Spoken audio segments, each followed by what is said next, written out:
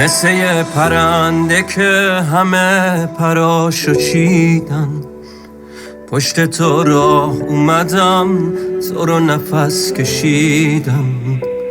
من میترسیدم ولی به خاطرت پریدم، چون دلم میخواد برات بمیرم و نگاه کنی، جاش فقط حسابم از عاشقات جدا کنی. زخمی که میخورم از آدم رو دوا کنی. هی هوا کمتر شد، جاده ها باری کرد، من نمیدونم برم یا بمونم، کاری کرد. چشم تو ساکت شم، یه آب راکت شم. هی هوا